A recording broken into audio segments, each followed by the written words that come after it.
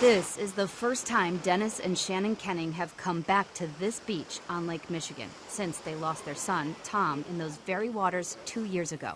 The middle school teacher, husband, and father tried to rescue a young girl he didn't even know. She was struggling in the water. She survived, and he did not.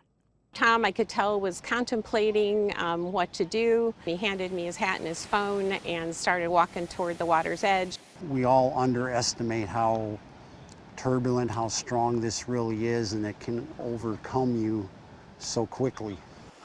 It's a hidden danger we see every single summer. Parents and brave strangers attempting to rescue people out of the water, often on beaches without lifeguards. While some are successful, far too often, neither the victim nor the rescuer survive. They might have this confidence because they know how to swim. They make that instant decision, jump in.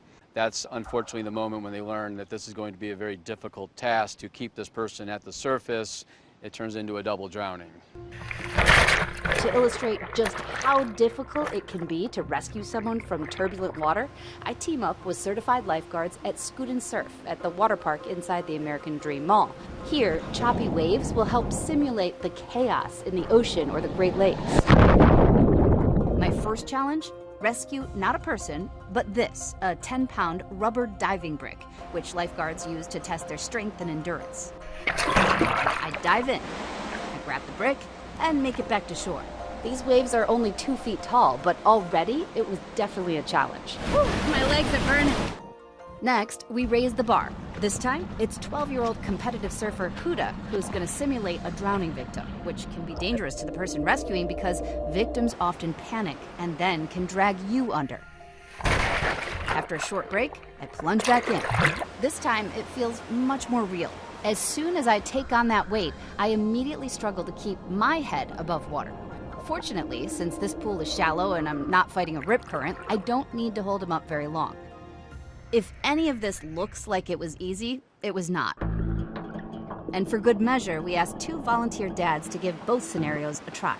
Like me, Ryan successfully rescues both the brick and the drowning victim. But also like me, it was a lot harder than he thought.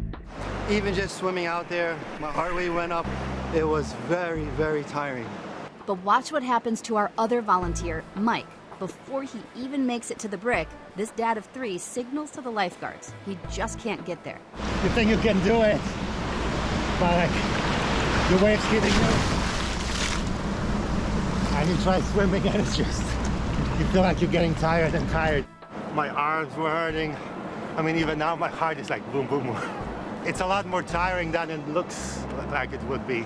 And experts warned us if this were the ocean or the Great Lakes, it would be infinitely more challenging, especially because of rip currents. In the pool, you have a controlled environment. In the ocean, you are in a relatively safe or seemingly relatively safe position one moment, and the next you're swept off your feet and you're 50 to 100 yards out to sea and you really don't know what hit you.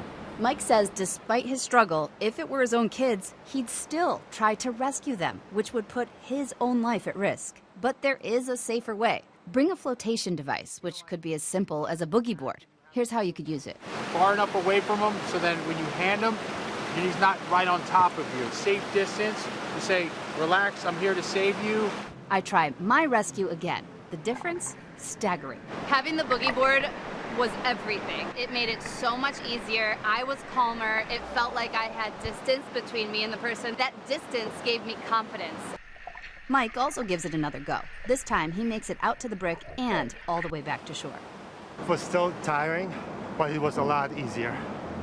Because of that extreme fatigue, the United States Life-Saving Association warns against us regular folks attempting a rescue. Instead, first alert a lifeguard and call 911. If the victim is in a rip current, try yelling instructions. Tell them to calm down, float on your back, and swim parallel to shore, out of the current and never against it. If you're close enough to them, throw them something that floats, like that boogie board, a pool noodle, maybe a beach ball, or even a cooler. If all that fails, while it's not recommended, experts say if you do attempt a water rescue, do not go in without a flotation device. Yeah, I got it, we're on. It made all the difference in this rescue.